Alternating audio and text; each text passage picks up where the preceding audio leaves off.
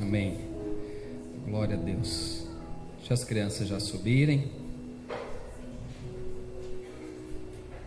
Eu gostaria que vocês abrissem a Bíblia já em Lucas, Evangelho de Lucas, capítulo de número 24. Lucas, capítulo 24,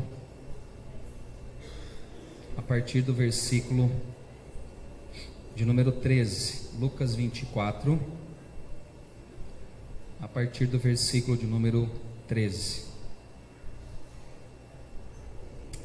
Todos acharam, os irmãos? Se a Laís achou, todo mundo achou. É muito fácil, né, gente? É só quem não quer mesmo. Mas não é para você deixar sua Bíblia em casa, é bom trazer para manusear a palavra de Deus, tá bom? Vamos lá, Lucas 24, a partir do versículo de número 13. Naquele mesmo dia, que foi depois da ressurreição, dois deles estavam de caminho para uma aldeia chamada Emaús, distante de Jerusalém 60 estádios. E iam conversando a respeito de todas as coisas sucedidas. Aconteceu que, enquanto conversavam e discutiam, o próprio Jesus se aproximou e ia com eles. Só um adendo aqui. Jesus aqui, ele está com o corpo, quem se lembra? Ressurreto. Não é o mesmo corpo que ele tinha antes de viver e morrer na cruz do Calvário e assim por diante, tá bom? Isso faz toda a diferença no texto. Os seus olhos, porém, dos discípulos, estavam como que impedidos de o reconhecer. Então lhes perguntou Jesus: que é isso que vos preocupa? E de que ides tratando à medida que caminhais? E eles pararam entristecidos. Um, porém, chamado Cleopas, respondeu dizendo: és o único, porventura, que, tendo estado em Jerusalém, ignoras as ocorrências desses últimos dias? E lhes perguntou: quais? E explicaram o que aconteceu a Jesus, o Nazareno, que era varão profeta, poderoso em obras e palavras diante de Deus e de todo o povo, e como os principais sacerdotes e as nossas autoridades o entregaram para ser condenado à morte e o crucificaram. Ora, nós esperávamos que fosse ele quem havia de redimir a Israel. Mas depois de tudo isso, é já este o terceiro dia desde que tais coisas sucederam. É verdade também que algumas mulheres das que conosco estavam nos surpreenderam, tendo ido de madrugada ao túmulo, e não achando o corpo de Jesus, voltaram dizendo terem tido uma visão de anjos, os quais afirmam que ele vive. De fato, alguns dos nossos foram ao sepulcro e verificaram a exatidão do que disseram as mulheres, mas não o viram. Então lhes disse Jesus: ó nécios e tardos de coração, para crer tudo o que os profetas disseram. Porventura não convinha que o Cristo padecesse e entrasse na sua glória? Somente até aqui. Que Deus possa falar conosco através da sua palavra. Isso é um texto bem conhecido meu e seu, e fala da vida de dois discípulos de Jesus. Jesus, no capítulo 24, se a gente pegar o 23 e o 24, ele foi à cruz, ele foi crucificado. A Bíblia fala que ele permaneceu praticamente 3 dias morto, e aí nesse terceiro dia acontece o que com ele? Ele ressuscita. E um grande alvoroço acontece não só em Jerusalém, mas em toda a região. No capítulo que nós lemos aqui, do versículo 13 em diante, então conta a história de dois discípulos que passaram por esse acontecimento, ou souberam desse acontecimento, e agora eles estão indo a caminho de Emaús, a essa aldeia chamada Emaús. E eles começam então a conversar aí nesse caminho a respeito de tudo o que estava acontecendo nesses últimos dias. E no meio dessa conversa acontece o quê? A própria pessoa de Jesus, que era o que eles estavam falando, aparece a esses dois discípulos de Jesus. E aí esses discípulos, a Bíblia fala aqui, no versículo de número 16, falam que os olhos deles estavam como que impedidos de o reconhecer. Então, resumindo, essa é a história. Eles estão caminhando, falando da morte de Jesus. Não sabia até então que Jesus, já havia algumas mulheres que viram que Jesus não estava no sepulcro, mas eles estavam assim desanimados, tristes, falando desse acontecimento, e o próprio Jesus entra nessa conversa, esses dois discípulos. E a primeira questão que eu quero trabalhar é essa questão dos olhos estarem impedidos. Eu anotei algumas coisas aqui que pode impedir eu e você de enxergarmos Jesus na nossa vida. A primeira e a pior de todas é o pecado. O texto não fala, tá? Não vou forçar o texto, fazer a hermenêutica certa do texto. O texto não fala que esses homens estavam em pecados. A única coisa que diz é que os olhos dele estavam como que impedidos de reconhecer quem é Jesus. Só que eu posso pensar, porque a Bíblia me dá base para isso, que o pecado é a única coisa que me afasta do Deus a quem nós servimos. Se tem uma coisa que afasta, Isaías diz isso, o profeta, que o meu pecado e o seu pecado afasta a presença de Deus da nossa vida, porque Deus, Ele é santo, Ele não tem pecado. Eu quero entender que os olhos estavam impedidos aqui. Uma das coisas prováveis, não só o pecado, mas outras também, mas eu quero entender que o pecado não me deixa enxergar Jesus agindo na minha vida. Por quê, irmãos? Porque é uma luta dentro de nós entre a carne e o espírito. Quando a carne vence essa luta, nós estamos andando de acordo com a vontade da carne.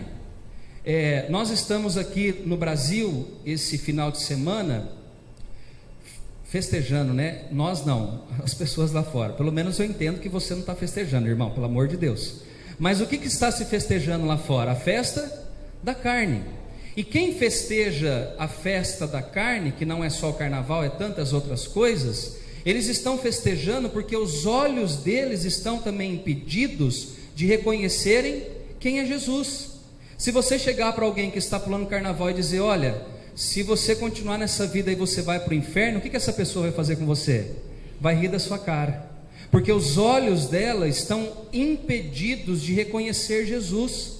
Paulo fala que o príncipe desse século cegou o entendimento dos incrédulos. Você pode falar de Jesus para essas pessoas, mas elas não reconhecerão quem é Jesus e o que Ele fez por cada uma delas. Eu quero entender que os olhos se impedem de ver Jesus quando você vive uma vida de pecado. Há uma diferença em pecar e há uma diferença entre viver em pecado. Eu peco, você também peca. Mas a Bíblia fala que eu tenho um advogado junto ao Pai. E quando eu peco, eu faço o quê? Eu vou até o advogado e falo: Jesus, perdoa o pecado que eu cometi contra o Senhor. Agora há uma diferença para aquele que está vivendo na escravidão do pecado. Todo dia ele peca naquele mesmo pecado, naquele mesmo erro. E quando a gente tem uma vida no pecado, os nossos olhos não conseguem enxergar Jesus agindo na nossa vida. Irmãos, Deus te trouxe aqui essa noite para você abandonar o pecado que você tem cometido. Eu não vejo os corações, mas Deus vê cada um dos nossos corações. E se tem uma coisa que impede o agir de Deus nas nossas vidas, isso se chama pecado. Pecado praticado deve ser pecado confessado. E esse pecado que é confessado, a palavra fala que esse pecado é perdoado. Eu quero pensar também que uma das coisas que impedem os nossos olhos também de reconhecer Jesus é a consequência de uma vida de pecado, é a falta de comunhão com Ele. Muitos de nós, eu quero que você entenda isso de maneira muito clara, precisa, muitos de nós temos comunhão com Deus somente aos domingos. Muitos de nós só temos comunhão com Deus quando tem um culto caseiro. Muitos de nós só temos comunhão com Deus quando você chega aqui 7 horas da noite no domingo, o louvor canta, o pastor prega e você fala: oh, gloriosa comunhão que eu tenho com Deus. Só que de segunda a sábado ou até o outro domingo, falta oração na sua vida, falta comunhão com o Senhor, falta relacionamento e intimidade com o Senhor. Irmãos, eu quero dizer que uma das coisas que impede eu e você de vermos Jesus agindo na nossa vida é a falta de comunhão com Ele. Tem muitas pessoas que não conhecem Jesus, tem muitas pessoas que frequentam as igrejas, mas não têm um relacionamento íntimo e sincero com o Senhor. Lembra de Jó? O texto fala em Jó 42 que depois de todas as experiências que Jó passou na sua vida, perdendo filho, bem material, casa, tudo que ele tinha de valor, materialmente falando, sentimentalmente falando, que era a perda dos filhos. A Bíblia fala no capítulo 42 de Jó, que Jó conhecia Deus antes de que maneira? De ouvir falar. Muitas vezes você também tem vivido dessa maneira, conhece a Deus só de ouvir falar. Deus não quer se relacionar com você dessa maneira, Ele quer ser o seu íntimo amigo. João capítulo de número 15, abram lá comigo rapidinho para vocês acordarem um pouco aí. João capítulo de número 15. Olha o que Jesus quer ter comigo e com você.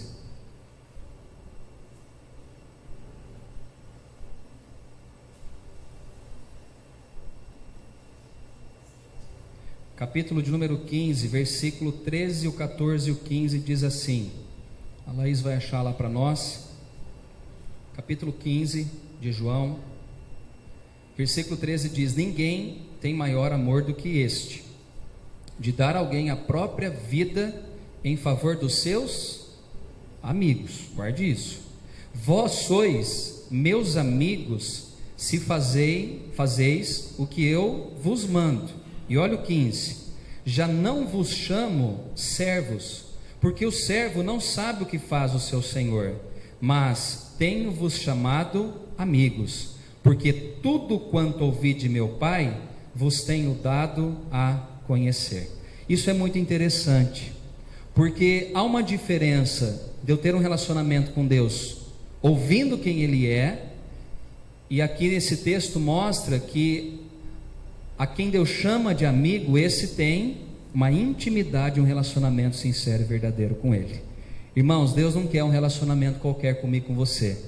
Ele quer te chamar de amigo, porque o amigo reconhece, como esses discípulos não o reconheceram, porque talvez falta intimidade, falta relacionamento.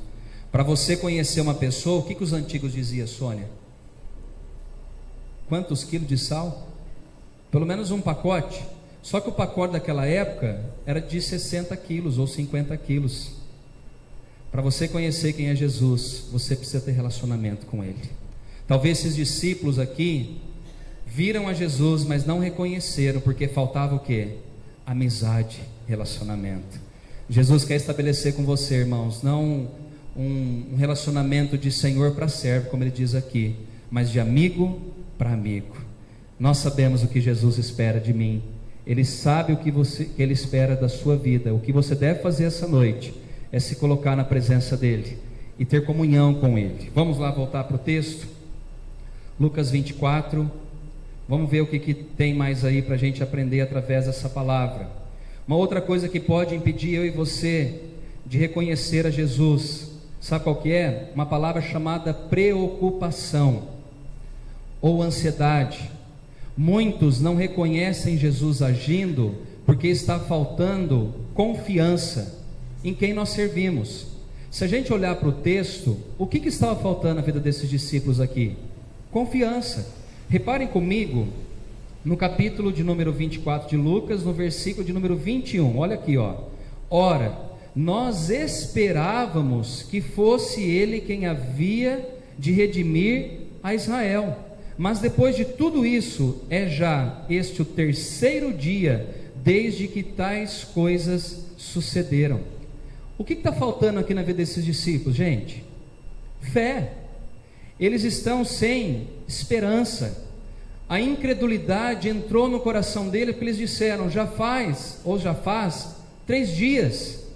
Esse Jesus que falou que ia redimir a Israel, ou seja, tirar Israel da escravidão, tirar Israel do jugo de Roma, a Bíblia fala que já é o terceiro dia. Esses homens disseram, nós perdemos a esperança. Muitos de nós não temos visto Jesus porque nós já perdemos a esperança. As preocupações, os problemas que a gente tem na vida, muitas vezes têm sufocado eu e você de reconhecermos Jesus agindo, e que Ele está do nosso lado dia após dia na jornada nossa aqui na terra. Irmãos, quanto mais preocupação, menos você vai ver Deus agindo na sua vida. Troque a preocupação pela confiança essa noite.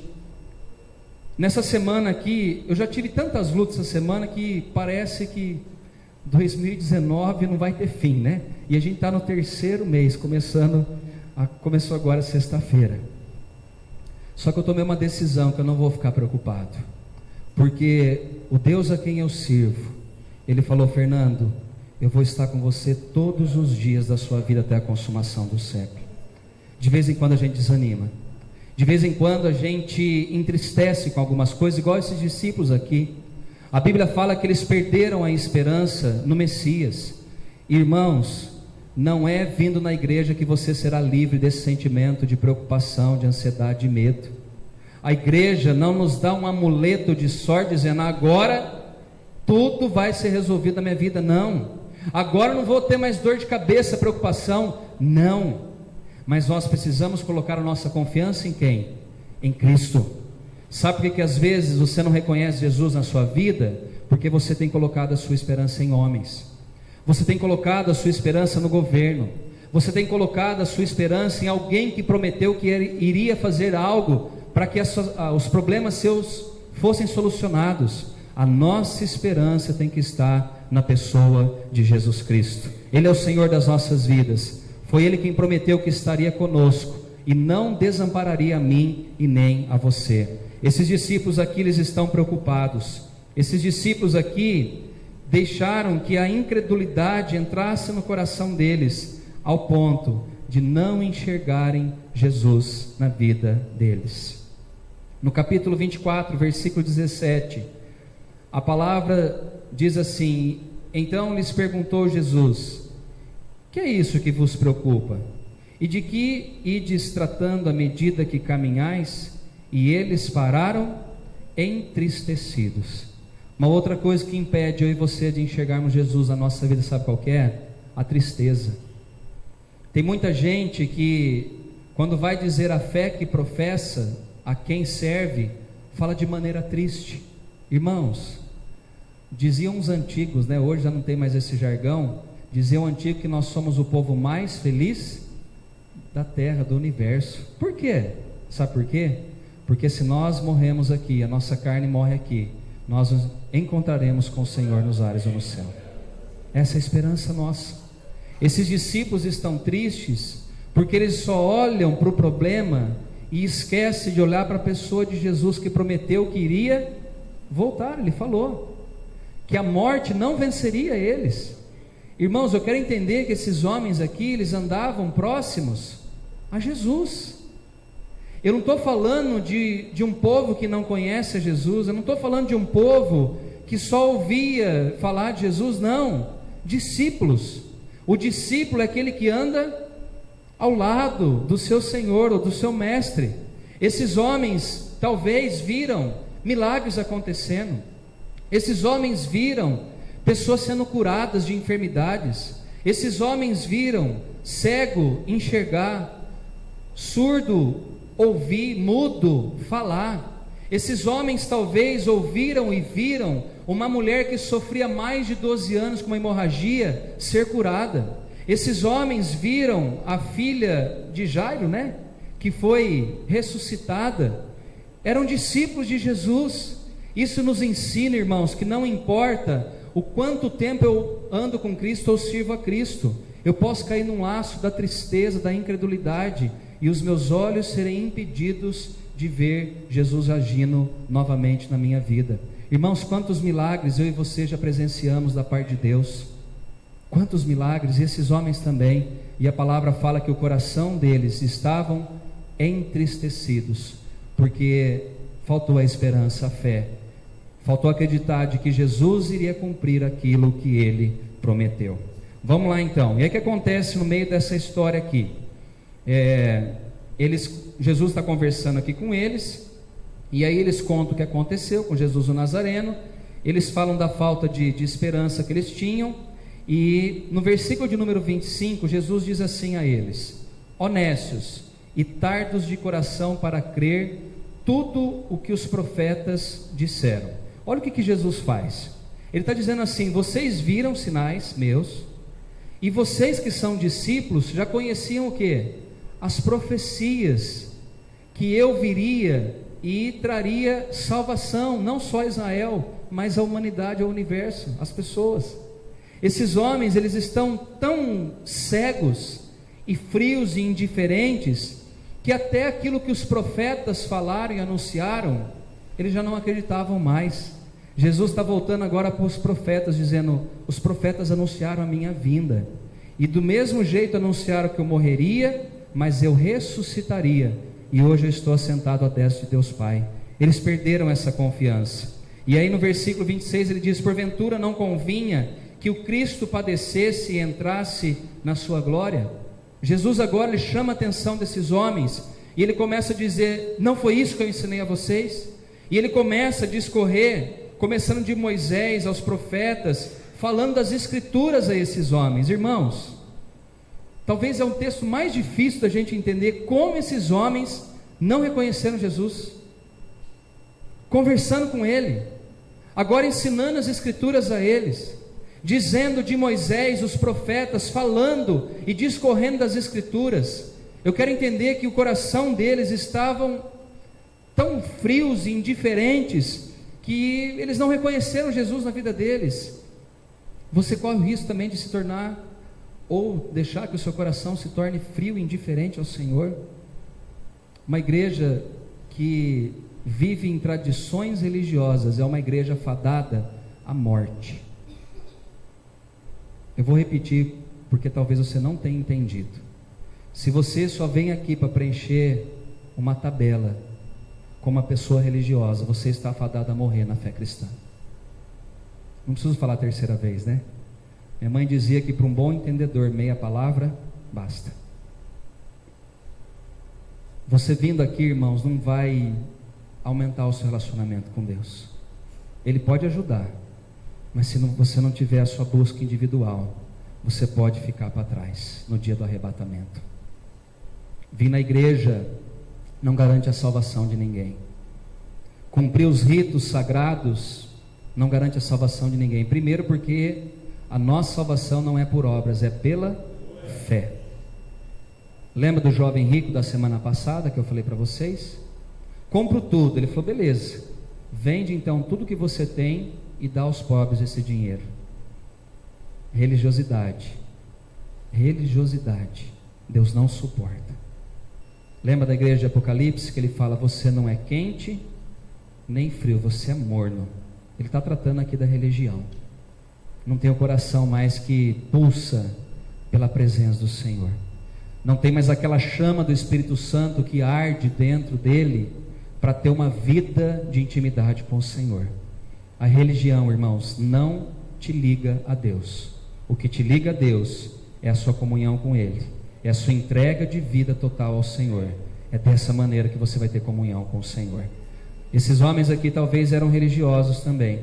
E no versículo de número 28 diz assim: quando eles se aproximaram da aldeia para onde iam, ele fez ele menção de passar adiante. Ou seja, Jesus falou: eu vou adiante. Mas eles os constrangeram dizendo: fica conosco, porque é tarde e o dia já declina. E entrou para ficar com eles. Versículo 30. E aconteceu que, quando estavam à mesa, tomando ele o pão, abençoou e tendo partido, lhes deu.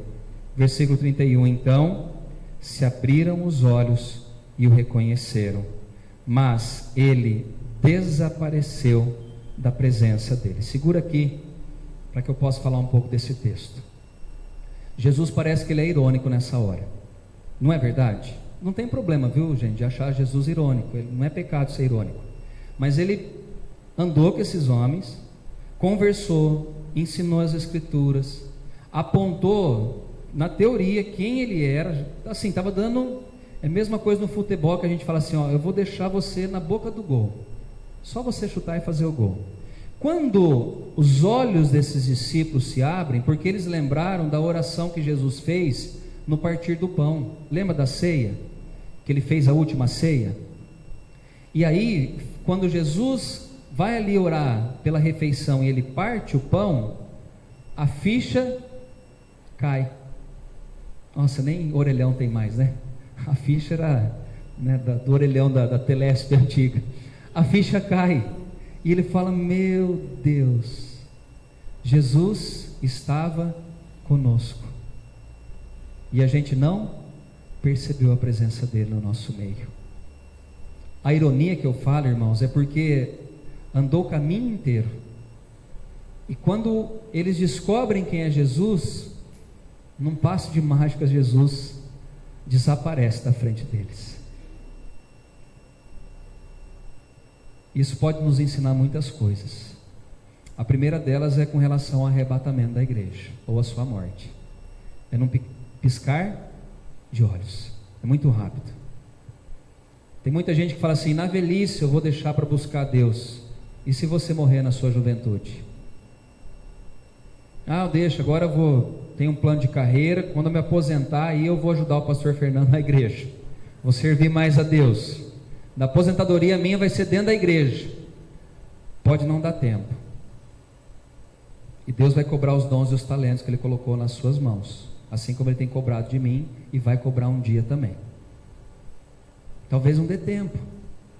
Esses homens, talvez, eles olharam e falaram: puxa vida, e eles falam isso: porventura não nos ardia o coração quando Ele pelo caminho nos falava, quando nos expunha as Escrituras?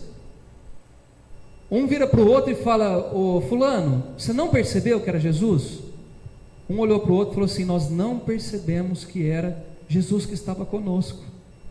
Não percebemos.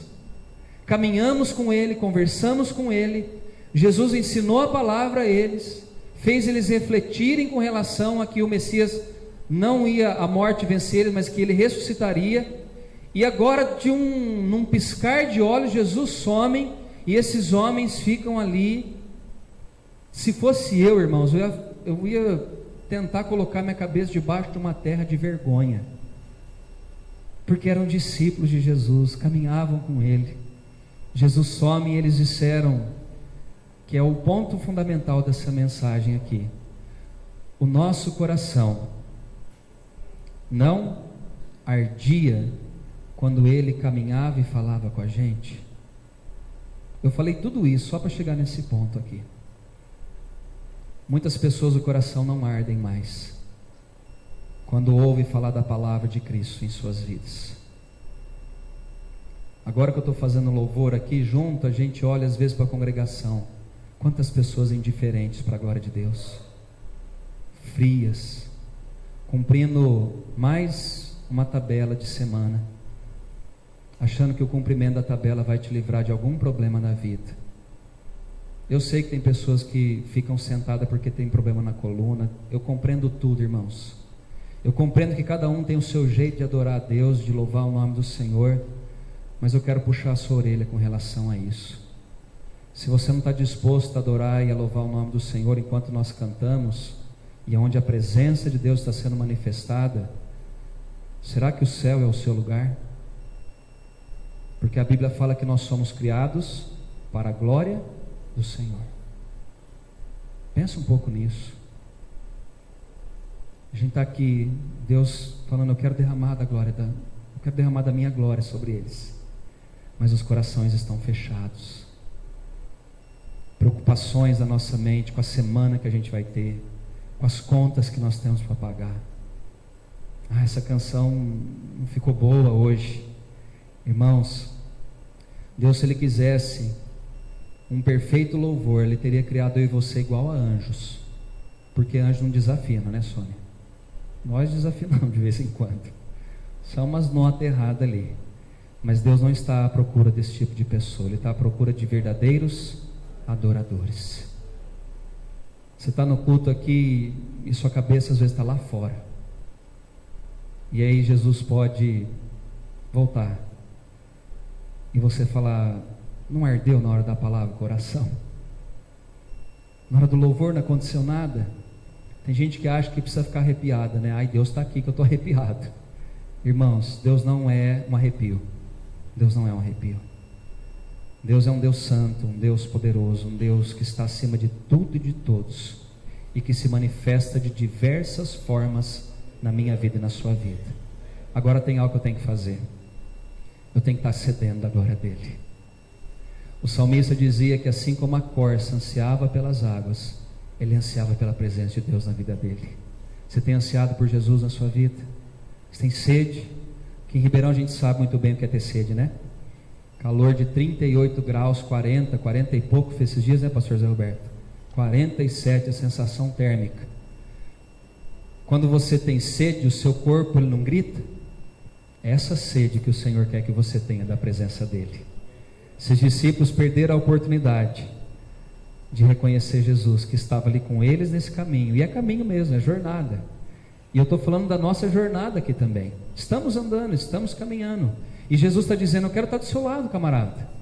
Lembra do texto onde ele diz: vinde a mim, vós todos que estáis cansados, sobrecarregados, que eu vos aliviarei. E a gente esquece o que está debaixo, porque ele diz assim: tomai sobre vós o meu jugo e aprendei de mim, porque sou manso e humilde de coração, e aí sim nós acharemos descanso para as nossas almas.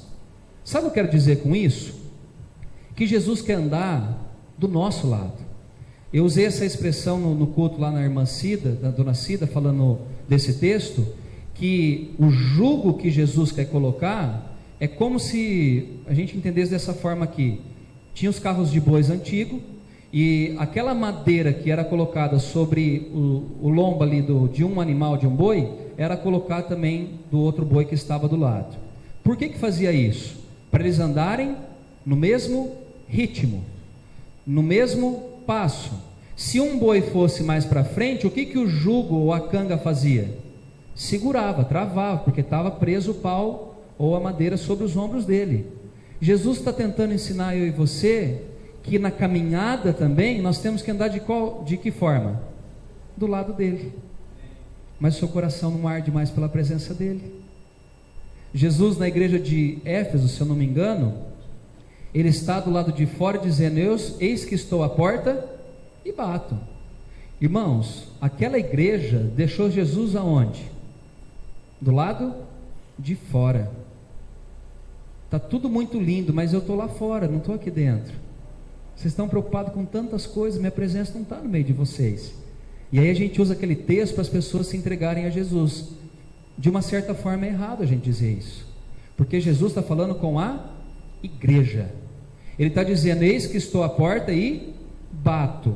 Se você abrir a porta, eu entrarei, cearei contigo e você comigo. Sabe o que é isso aí?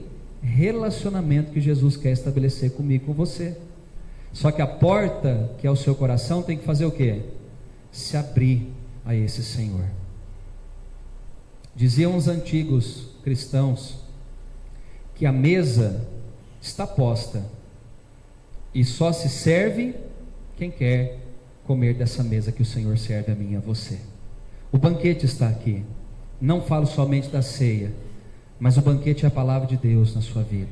O banquete é o relacionamento que Deus quer ter com você. Falar, soprar através do Espírito Santo dele na sua vida. Essa semana eu comecei a orar e falar: Deus, eu quero ouvir mais a sua voz. Eu quero ouvir mais a sua voz. E aí, qual que é a pancada que a gente toma na cabeça? Busca mais a minha presença.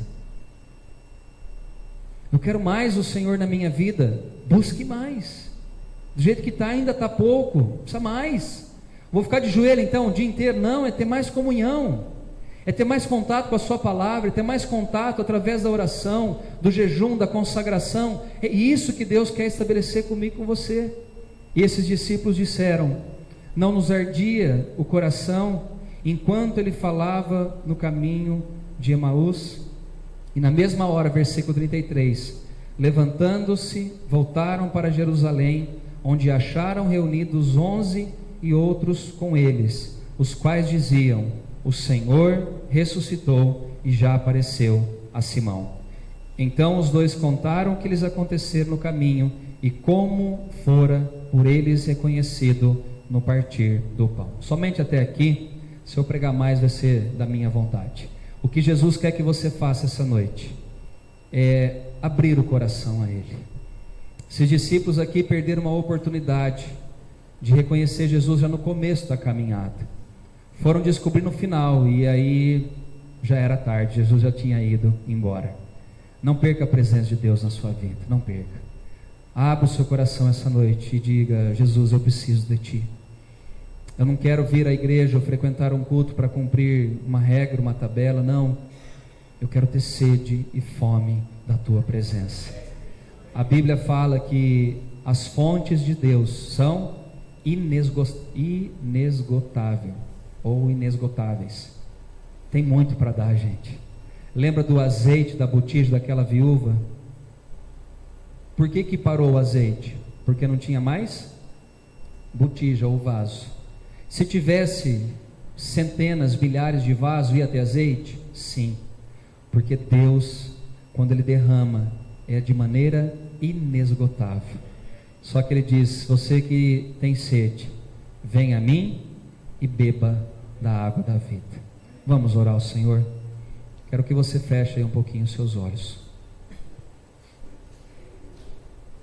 A palavra é especificamente sobre relacionamento com Deus. O que ficava na minha mente hoje à tarde, confesso que eu tentei pegar tantos textos, mas não saía essa palavra do meu coração. E a palavra era: conserte o altar. Conserte o altar. O altar é a nossa vida, gente, perante o Senhor. Peça a Deus para que Ele tire a frieza espiritual do seu coração. Peça a Deus essa noite que Ele tire a incredulidade da sua vida. Peça a Deus que esse pecado que tem dominado a você, a Bíblia fala que nós, que já somos de Cristo, não podemos viver na escravidão do pecado. Se você está escravo de algum pecado, confesse ele ao Senhor essa noite. Peça perdão do seu pecado. A Bíblia fala que se nós confessarmos os nossos pecados, Jesus, Ele é fiel e justo para nos perdoar os pecados e nos purificar de toda injustiça. Jesus quer andar contigo, meu irmão e minha irmã, mas é preciso conserto, é preciso reparo. Deus não habita num templo, ou não quer habitar num templo sujo. O Senhor quer habitar num templo limpo, coração liberto, restaurado. Nós que somos seres humanos não gostamos de viver num ambiente sujo, ou não deveria gostar. O Espírito de Deus também não, irmãos. Limpa hoje, peça para que o sangue carmesim de Cristo passe sobre a sua vida. Senhor, lava as vestes da tua igreja. Tira toda a frieza que há dentro de cada um de nós, o tradicionalismo, a religiosidade. Tira de nós, Senhor. O Senhor não quer algo automático, mecânico. O Senhor quer algo novo que ofereçamos ao Senhor. O Senhor quer a nossa vida. O Senhor quer entrar dentro de cada um de nós e fazer morada em nossos corações, ó Deus. Mas onde há pecado, Jesus não entra. É por isso que nós confessamos os nossos pecados a Ti. Tu és fiel e justo para perdoar os nossos pecados, ó Deus. Aumenta a nossa sede pela Tua presença, Jesus. Aumenta a nossa fome pela Tua presença. Senhor, que a nossa igreja não caia no erro da religiosidade, do tradicionalismo. Que a nossa igreja não caia, Senhor Deus, no erro de fazermos algo, falarmos algo, mas no coração muitas vezes está enganando a respeito daquilo que nós estamos falando. Livra-nos, ó Deus, de vivermos uma vida dupla. Livra-nos, ó Deus, de vivermos uma vida suja lá fora e aqui dentro um santarrão. Não é isso que o Senhor quer e não espera de cada um de nós. O Senhor quer habitar constantemente em nossos corações, em nossas vidas. Lava os nossos corações com Teu sangue, Jesus, essa noite. Lava as nossas vestes, Senhor, com Teu sangue essa noite. Purifica os nossos lábios. Purifica, Senhor Deus, as nossas mãos que dizem respeito às nossas atitudes. Lava-nos completamente, Jesus, com teu sangue, e que possamos reconhecer o Senhor em nossas vidas, na caminhada cristã, na jornada que temos, ó Deus, que viver aqui nessa terra. Deus, traz alívio aos nossos fardos, aos pesos que nós temos. Senhor, tira as escamas dos nossos olhos, a incredulidade, a preocupação, a ansiedade, que saia das nossas vidas em nome de Jesus. Deus, derrama de maneira abundante água viva sobre a tua igreja essa noite. Derrama sobre o teu povo óleo fresco do teu Espírito Santo. Derrama avivamento sobre os nossos corações. E avivamento começa com choro, começa com arrependimento, começa com mudança de vida, Senhor. Não basta vir na igreja, é preciso uma vida nova em Cristo Jesus. É preciso um novo nascimento, é preciso um lavar, um regenerar das nossas obras aqui na terra. É só assim que Cristo habitará em nossos corações. Jesus, queima novamente o nosso coração pela tua presença, Senhor. Faz-nos sentir, ó Deus, saudade de orarmos, de buscarmos a tua palavra. Dá-nos o desejo, ó Deus, ardente em buscarmos a tua presença, Senhor. Pedro disse: para onde iremos nós, se só o Senhor tem palavras de vida eterna? Mostra que Pedro tinha um coração sedento pela tua presença. Ele entendia quem era Jesus na vida dele, a diferença que fazia a presença de Cristo na vida dele, na caminhada dele aqui na terra. Deus, faz isso no nosso meio também, Jesus. Que possamos sentir vontade, Deus, de estarmos na tua presença, estarmos aqui no culto, Senhor, buscando a tua face, não só aqui, mas na nossa casa, no nosso dia a dia, Deus. Que o excesso de trabalho, que o excesso de preocupações não impeçam a tua glória de fluir em nossas vidas, Deus. Pai, conserta o teu povo, Deus, a começar de mim, começando aqui do altar, Deus, na minha vida, nos líderes da nossa igreja, Senhor, nas crianças, adolescentes, nos jovens, nas famílias, Senhor. Começa um avivamento aqui entre nós, Senhor. Nos convença de que nós necessitamos da tua presença em nossas vidas. Como a água, como o alimento, nós necessitamos do Senhor, Deus. Senhor, queremos, Deus, que a nossa alma tenha sede e fome de Ti, Senhor, a cada dia. Tu és a nossa fonte inesgotável, Jesus. Fonte inesgotável Tu és, Senhor. Deus, obrigado pela Tua palavra. Obrigado porque o Senhor nos ama e o Senhor deseja o melhor para cada um de nós. Eu oro agradecido, Deus, agradecido, porque assim como um pai corrige um filho, o Senhor também corrige a quem o Senhor ama, e pode corrigir aquilo que precisa ser corrigido em nós, Senhor. Não temos medo, nós sabemos em quem nós temos crido. Nós sabemos que aquele que começou a boa obra em nossas vidas é fiel para cumprir até a volta de Jesus, o nosso Senhor. Amém, amém e amém. Hoje é noite de ceia, e a ceia fala de comunhão. A ceia fala do partir do pão, fala de compartilharmos o cálice. Jesus fez isso.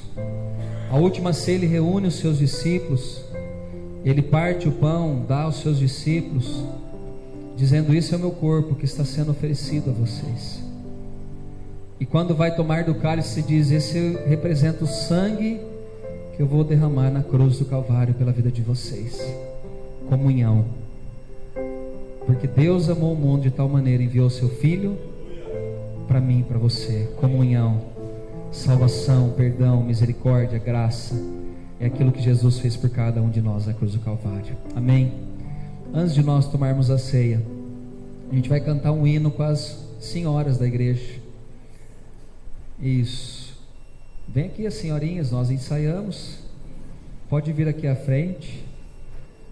Nós vamos cantar um hino, a Sônia vai nos dirigir. Eu acho que é mais fácil vir por aqui, ó, não dá? Isso. E depois que nós cantarmos esse hino, irmão, nós vamos participar da ceia do Senhor. Nós fizemos o culto lá na casa da irmã Dora, da Ana Paula, e eu dei uma tarefa, né, para casa e para elas cantarem aqui hoje à noite. Pode chegar aqui mais do lado. Isso, Pati.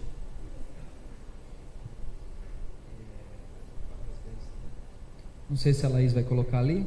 Tem aí? Então vai. Vocês podem cantar junto com as senhoras aqui, tá bom? Vamos lá? Quando vos assaltam tua coração, quando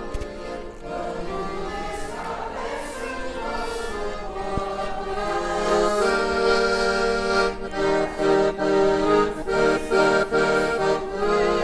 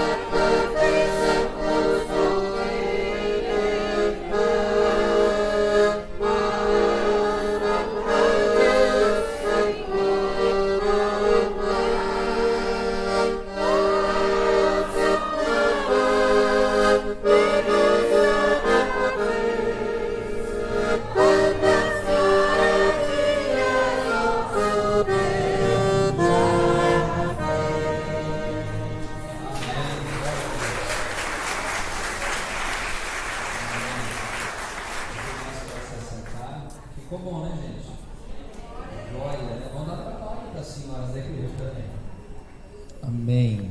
Glória a Deus. Obrigado, viu? As nossas queridas senhoras da igreja. Amém. Vou chamar aqui o Samuel com a Andréia. Vem o Alexandre e a Andresa aqui também. Nós vamos servir a Santa Ceia do Senhor aos irmãos. O pastor Zé Roberto está com o cargo de vô, segurando a netinha, a Pietra. Zé, pode ficar tranquilo, pastor. É quase um revezamento 3x4 ali. Amém. Só ler um texto aqui de Lucas 22, antes de a gente servir a ceia. Jesus diz assim em Lucas 22:14: Chegada a hora, pôs-se Jesus à mesa e com ele os apóstolos, e disse-lhes, olha que lindo o que ele fala: tenho desejado ansiosamente comer convosco esta Páscoa, antes do meu sofrimento, pois vos digo que nunca mais a comerei, até que ela se cumpra no reino de Deus. Eu li esse texto à tarde em casa e eu fiquei pensando naquilo que Jesus falou. Tenho desejado ansiosamente comer convosco a Páscoa. Jesus é o nosso Cordeiro Pascal. Na verdade, ele está se referindo a quem aqui, gente? A ele. Depois abaixo, ele pega ali o pão, reparte o pão com os seus discípulos. Depois ele dá de comer aos seus discípulos. Ele pega o cálice também, dizendo: esse cálice é uma nova aliança que eu faço através do meu sangue. Não é qualquer coisa que nós estamos fazendo aqui. Até a volta de Jesus nós vamos tomar da ceia. E um dia, irmãos, nós vamos estar com Ele. E vai se cumprir essa palavra aqui, porque o reino de Deus vai ser manifestado. Amém? Vamos ficar em pé. Nós vamos primeiramente orar. E depois os irmãos estarão indo aí no seu lugar. Você não precisa sair. Você segura o pão, o cálice, até nós orarmos aqui do altar. Vamos orar ao Senhor. Pai, obrigado, porque o Senhor tem esse desejo de estar aqui espiritualmente falando e participar dessa ceia conosco. Nós estamos celebrando não somente a tua morte, mas a ressurreição do nosso Senhor Jesus. Ele morreu, mas ele ressuscitou e ele está vivo. Que nós possamos tomar dignamente a ceia do Senhor. Que nenhum mal, ó Deus, esteja sobre nós nesse momento. Que nenhuma ação do inimigo esteja sobre as nossas vidas. E que possamos, ó Deus, fazer desse momento o momento mais importante na celebração aqui desse culto. Que possamos tomar, ó Deus, do cálice, comer do pão, lembrando daquilo que o Senhor fez por nós um dia na cruz do Calvário. Muito obrigado, ó Deus, em nome de Jesus. Amém. Os irmãos vão estar indo no seu lugar. O senhor já pegou.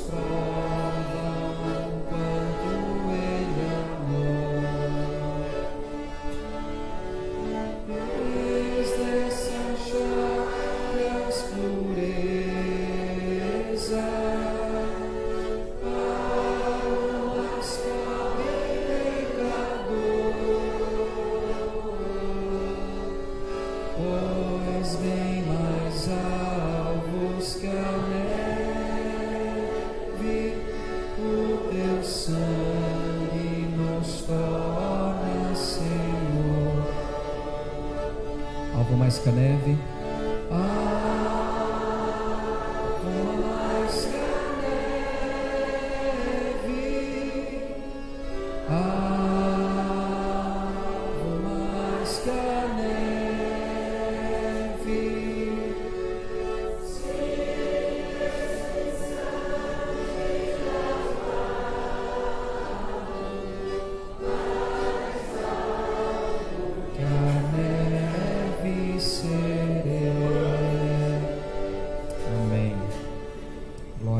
Senhor.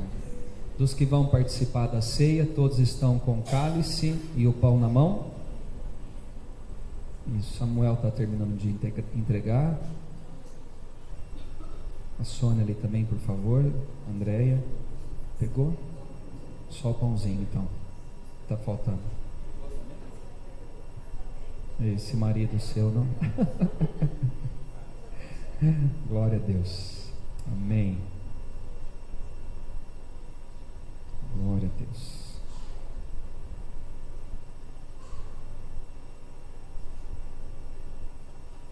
Amém.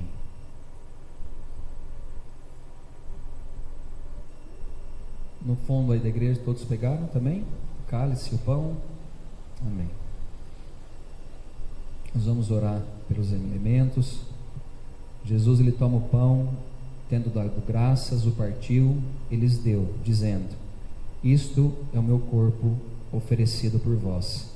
Fazei isto em memória de mim. Senhor, nós entendemos que esse pão representa o corpo de Jesus. É em memória dele que nós aqui celebramos a sua morte, mas a sua ressurreição.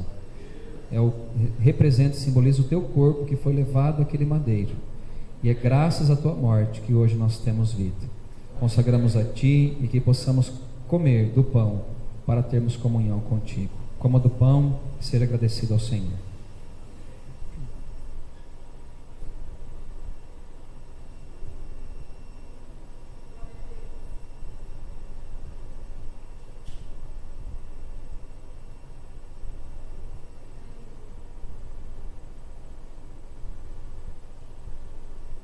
Glória a Deus. Semelhantemente, depois de cear, tomou o cálice, dizendo: este é o cálice da nova aliança no meu sangue, derramado em favor de vós. Jesus verteu o precioso sangue por mim e por você. Morte sacrificial como de um cordeiro. E a Bíblia fala que como um cordeiro mudo que vai ao matadouro, Jesus também foi àquela cruz do Calvário. Por fim ele diz: Pai, perdoa porque eles não sabem o que estão fazendo. E a última palavra dele é que ele dá, a morte vem sobre ele. Mas a frase foi: está consumado. A prova é o sangue que ele derramou por nós naquela cruz. Já está feito. Nós não precisamos mais fazer nada, a não ser colocarmos a nossa vida nas mãos do Senhor. Troque o cálice com quem está ao seu lado, para partilharmos a comunhão uns com os outros.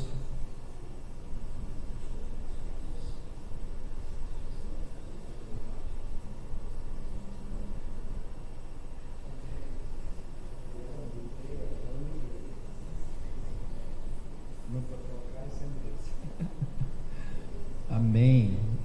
Se tem um irmãozinho aí que fez alguma coisa contra você, vai até ele, fala: irmão, vamos trocar o cálice, porque eu sou um contigo em Cristo Jesus. Amém? Essa é a comunhão que a igreja precisa ter. Perdoar uns aos outros, porque esse sangue custou um preço muito alto para ser derramado por nós naquela cruz. Amém? Vamos orar pelo cálice. Amém. Jesus, obrigado, porque o Senhor verteu o teu sangue naquela cruz por cada um de nós. Nós somos perdoados, lavados e redimidos pelo derramamento do seu sangue. Gratidão nós temos ao Senhor. Não tem como nós pagarmos aquilo que o Senhor fez por nós. A única coisa que o Senhor espera é que a nossa vida seja entregue nas tuas mãos. Jesus disse: um dia eu voltarei para buscar minha noiva e minha igreja, e nós estaremos contigo. Olhamos para esse cálice e lembramos: um dia Jesus voltará para nos levar dessa terra, e estaremos com ele por toda a eternidade. Tome o cálice e seja agradecido ao Senhor. Glória a Deus, aleluia. Você pode aplaudir o nome do Senhor? Aleluia, glória a Deus. Quase que não tem aplauso, né, gente? Porque está com o cálice na mão. Olha que pastor não pensa também, né, gente? Um dia a gente chega na perfeição, um dia a gente chega. Amém. Vamos orar para encerrar o culto. Se lembre de uma coisa, irmãos, a Bíblia fala que a alegria do Senhor é a nossa força. Não pense você que você vai sair daquela porta e as coisas vão falar: nossa, agora tudo vai conspirar a meu favor. Não, no mundo tereis aflições, mas tende bom ânimo, seja alegre.